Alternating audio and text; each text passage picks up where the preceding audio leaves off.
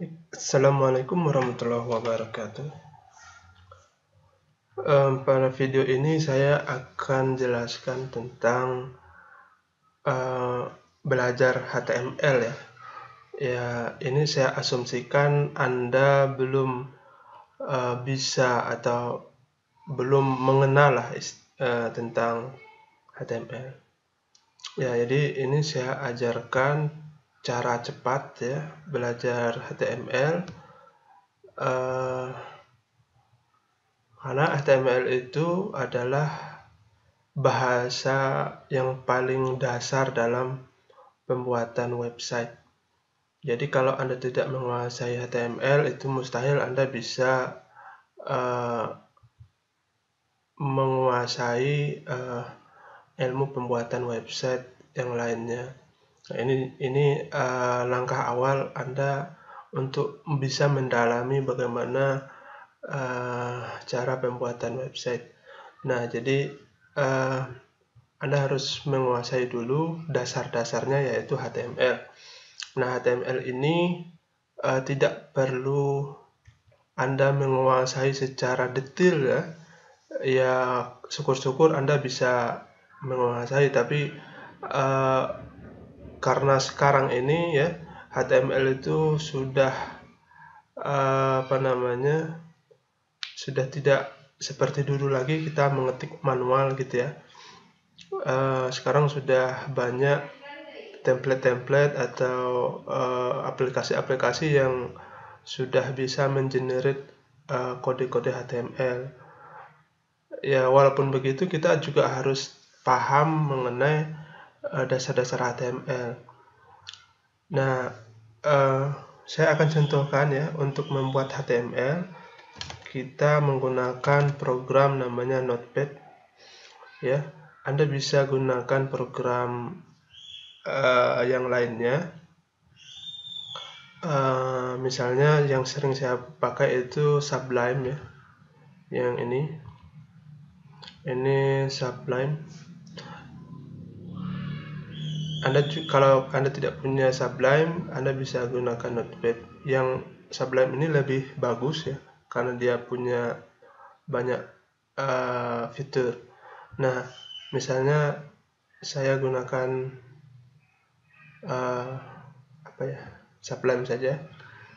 Nah, ini saya buat program Sublime ini bisa Anda download ya secara gratis di internet. Silahkan cari saja dengan kata kunci Sublime Text 2 ya, kemudian Anda install. Karena ini saya buat file baru ya, untuk membuat HTML. Kita ketikkan HTML seperti ini, kemudian di bawahnya HTML ya. Kemudian HTML itu punya head-nya. Head itu adalah bagian atas atau kepalanya, head. Kemudian di dalam head kita bisa isi macam-macam ya, nanti saya contohkan. Dan ini bisa dibuat seperti ini agar kita bisa tahu bahwa head itu berada di bawah HTML gitu ya. Nah, ini namanya yang saya ketik ini namanya tag ya, tag. Nah, ini kita buat tag body ya, body itu adalah tubuhnya ya, istilahnya begitu, body. Nah, jadi HTML itu punya kepala dan punya tubuh ya. Ini sederhana seperti misalnya saya simpan dulu ini, saya simpan, Ctrl S ya, saya taruh di desktop, kasih nama misalnya coba 1 ya, HTML gitu. Nah, kita bisa lihat di sini ya, saya buka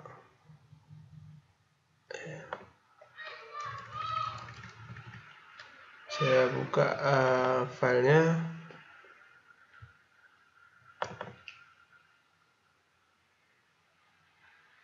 Ya, ini adalah halaman HTML.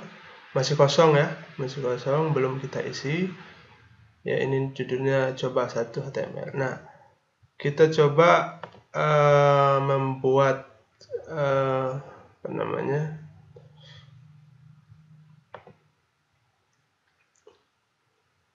di head kita buat judul title ya, title gitu.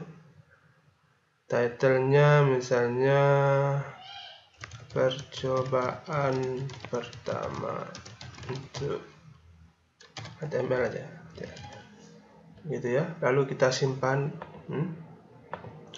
simpan, ini kita refresh. Nah, dia akan muncul di sini percobaan pertama HTML. Oke, kita lanjut. Dan ini bisa diisi banyak macam ya. Nanti kita apa namanya, contohkan nanti ya. Untuk pertemuan ini hanya itu saja. Kemudian di dalam body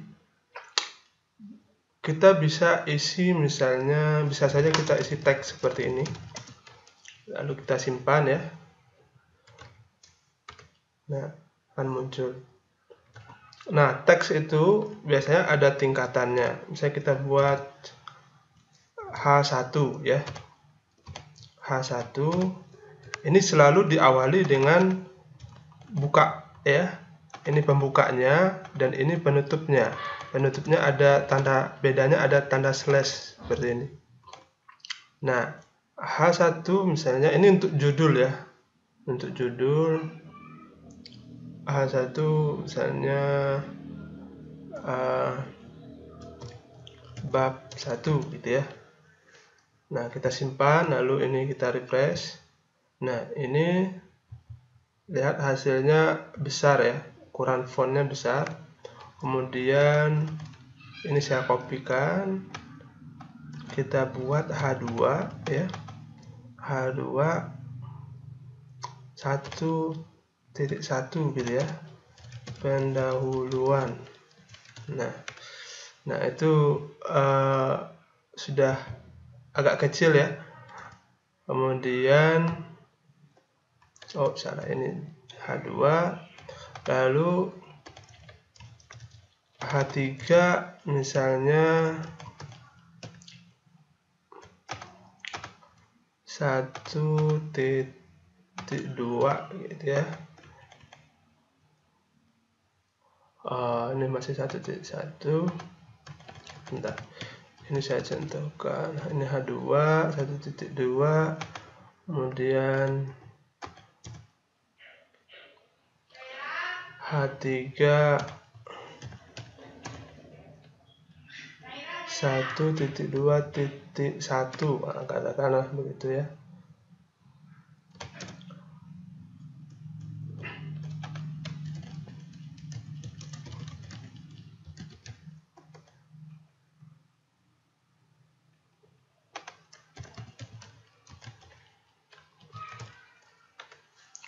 Nah, ini lebih kecil lagi dari ini.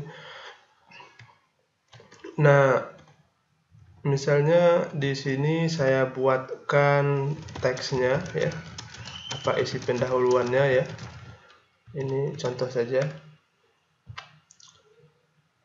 Nah, HTML dia tidak mengenal namanya baris baru ya. Misalnya kita buat seperti ini, lalu di sini kita enter ya, sebanyak apapun ya, lalu kita simpan, dia akan tetap menjadi seperti ini. Jadi dia tidak mengenal namanya enter seperti ini. Jadi kalau untuk membuat dia menjadi sebuah paragraf, maka ini harus kita buat P gitu ya. P ini tag untuk paragraf, kemudian ini tutupnya di sini.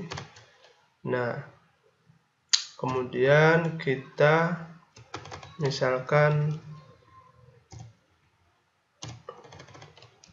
buat ini 2 buah paragraf ya. Paragraf pertama, ini paragraf kedua. Kita lihat hasilnya ya seperti ini. Nah, ini karena apa namanya, terlalu pendek ya, ini saya coba buat panjang. Nah, ini sudah kelihatan ya perbedaannya. Kalau tidak menggunakan P ya, seperti ini, dia akan tidak akan terpisah teksnya. Nah, makanya kita buat seperti ini.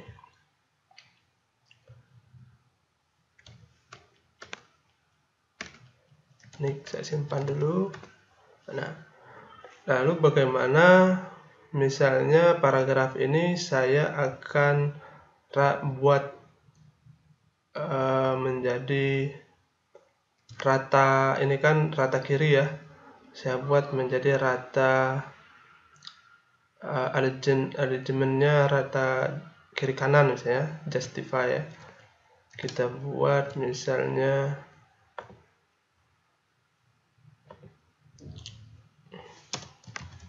align sama dengan ya justify. Kita refresh. Nah, ini sudah rata kiri kanan. Nah, yang di bawahnya misalnya kita buat alignment ya maksudnya, tapi kodenya align center misalnya, atau bisa center, bisa right, bisa left seperti itu. Nah, ini center. Kalau kita ganti right, dia akan jadi right ya. Kita ganti jadi justify. Nah, hasilnya seperti ini. Kemudian ini teks ini kita buat dia menjadi tebal ya. Kita pakai kode B gitu ya. Nah, sampai di sini. Ini tutupnya B. Nah, ini sudah tebal ya. Kemudian misalnya yang ini kita buat underline, ada garis bawahnya ya. Ini sudah underline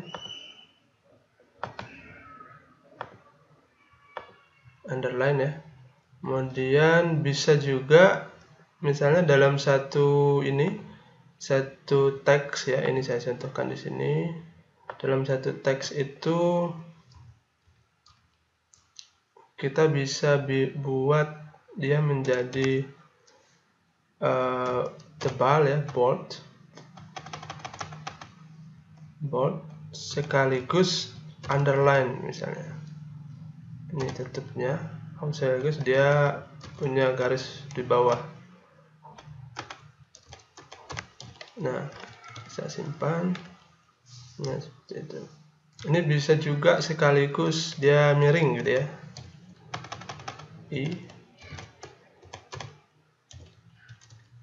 Ya. Ini jadi ini namanya atribut ya. Atribut dari tag, ini namanya tag ya. Ini namanya tag ya. Tag itu memiliki atribut dan bisa kita kasih atribut dan bisa juga tidak. Misalnya ini bisa kita kasih atribut ya, center ya. Pada umumnya tag itu bisa dikasih atribut. Dan ada tag yang tidak bisa dikasih atribut, misalnya B ini tidak bisa dikasih atribut gitu. Kalau yang ini bisa. Lalu kita coba hal baru, misalnya saya ingin membuat ini ya, yang H2 nih 1.1 itu font colornya red gitu ya. Tutupnya di sini font